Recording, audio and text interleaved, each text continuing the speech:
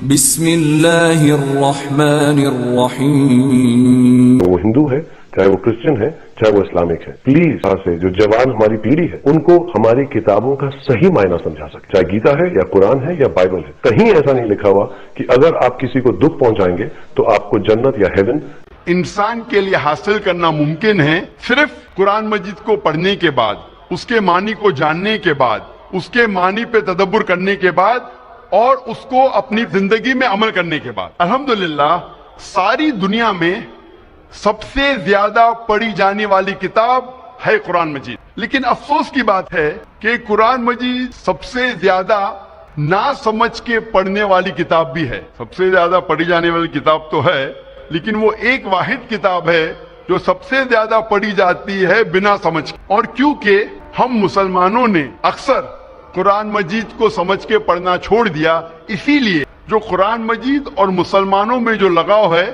وہ کم ہوتا جا رہا ہے. افسوس کی بات ہے کہ اگر کوئی قرآن مجید پڑھتا ہے اور اس کا دل نہیں بدلتا، اس کی زندگی میں کوئی تبدیلی نہیں آتی، یہ افسوس کی بات ہے. اللہ تعالیٰ فرماتے ہیں قرآن مجید میں سورہ ال عمران میں سورہ نمبر 3 آیت نمبر 110 میں، کنتم خیر امت اخرجت للناس، اے مسلمانوں آپ سارے جہاں میں سب سے بہترین امہ ہیں. اللہ سبحانہ و تعالی ہم مسلمانوں کی تعریف کر رہا ہے، ہمیں ایک اونچا عہدہ دے رہا ہے، اس کے ساتھ ذمہ داری لازم ہے. جب اللہ سبحانہ و تعالی فرماتے ہیں کہ ہم سارے جہاں میں سب سے بہترین امہ ہیں، اس کے ساتھ ذمہ داری بھی ہے. اللہ تعالیٰ اسی آیت میں فرماتے ہیں تأمرون بالمعروف وتنہون عن المنکر وتؤمنون باللہ، کیونکہ ہم لوگوں کو اچھائی کی طرف بلاتے ہیں اور برائی سے روکتے ہیں اور اللہ سبحانہ و تعالیٰ پہ یقین رکھتے ہیں. اللہ سبحانہ و تعالیٰ فرماتے ہیں کہ ہم سارے جہاں میں سب سے بہترین امہ ہیں کیونکہ ہم لوگوں کو اچھائی کی طرف بلاتے ہیں اور برائی سے روکتے ہیں.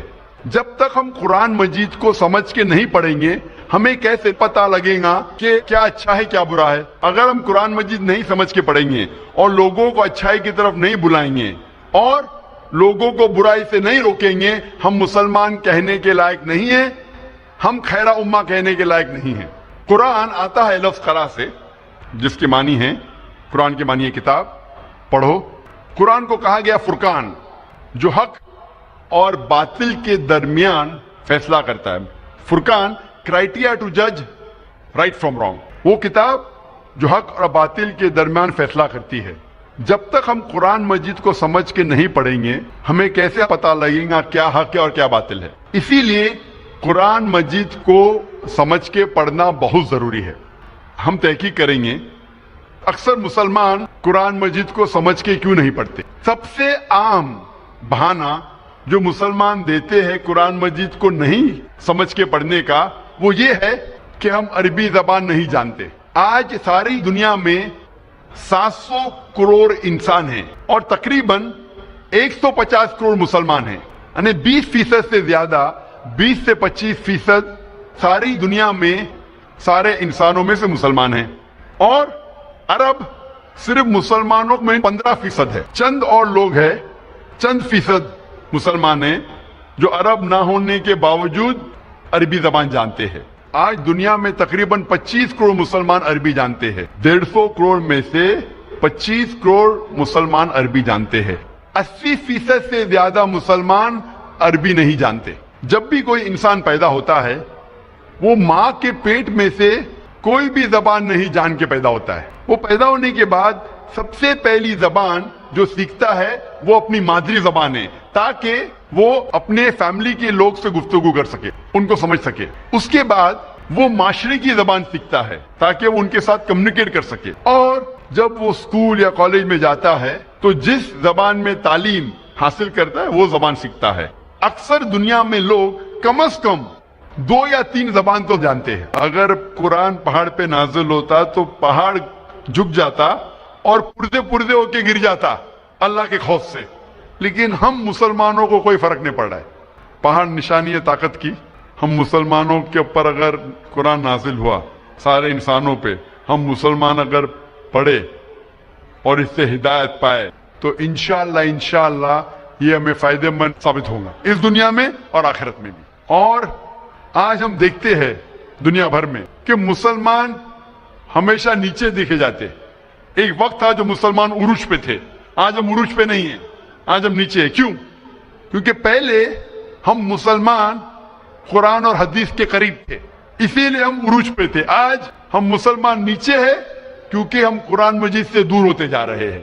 انشاءاللہ اگر پھر سے ہم قرآن مجید کے قریب آئیں گے تو انشاءاللہ ہم پھر سے عروج پہ پہنچ جائیں گے.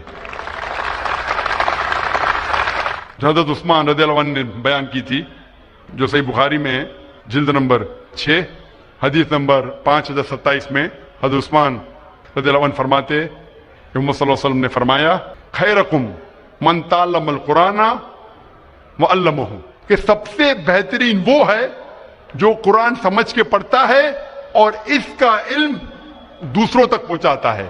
وآخر دعوانا الحمدللہ رب العالمین. ناظرین، شاہ رخ خان نے کئی جگہوں پر مسلمان ہونے کے ناطے مسلمانوں کا دفاع کیا ہے، اور اس کے لیے شاہ رخ خان نے خود بھی قرآن مجید کا ترجمہ کیا ہے. اس لیے وہ خود اکثر ایسے نازک حالات میں قرآن مجید کا حوالہ دیتے ہیں، اور ویڈیو کے شروع میں انہوں نے انتہائی زبردست بات کہہ دی کہ جو بھی ہم مذہبی کتابیں پڑھتے ہیں اس کو ترجمے کے ساتھ پڑھنی چاہیے تاکہ سمجھ آ سکے، اور پھر اسی طرح اعمال کرنے پڑے. مسلمانوں کو دیگر مذاہب کے لوگ غلط سمجھتے ہیں، فسادی سمجھتے ہیں، اور کئی مسلمان بھی قرآن کا ترجمہ غلط پڑھ کر یا آدھا پڑھ کر غلط مطلب نکال لیتے ہیں، اور پھر جب وہ کوئی غلط کام کرتے ہیں تو غیر مسلم سارے مسلمانوں کو غلط سمجھنے لگ جاتے ہیں، اور یہی وجہ ہے کہ آج مسلمان دنیا بھر میں بدنام ہے.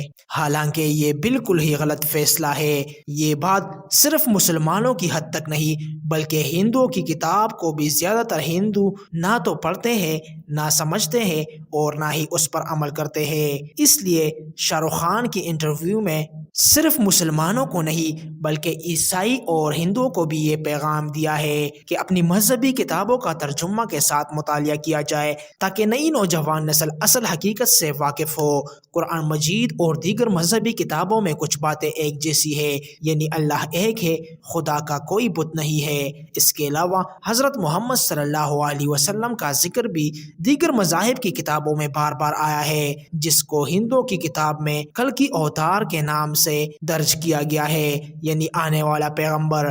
اسی طرح بائبل میں بھی محمد صلی اللہ علیہ وسلم کا ذکر ہے، اور اللہ تعالیٰ کا ذکر بھی ہے کہ اللہ ایک ہے اور اس کا کوئی شریک نہیں. اللہ تعالیٰ ہم سب کو ترجمہ کے ساتھ قرآن مجید پڑھنے کی توفیق عطا فرمائے، آمین. امید کرتے ہیں کہ ڈاکٹر ذاکر نائک کے اس بیان سے آپ ضرور مطمئن ہوئے ہوں گے. ویڈیو اچھی لگی ہے تو اس کو لائک کریں، اور اسی طرح کے مزید ایمان افروز ویڈیوز کے لیے دین سپیچز ضرور سبسکرائب کریں. ملتے ہیں اگلے ویڈیو میں، اپنا خیال رکھیے گا. اللہ حافظ.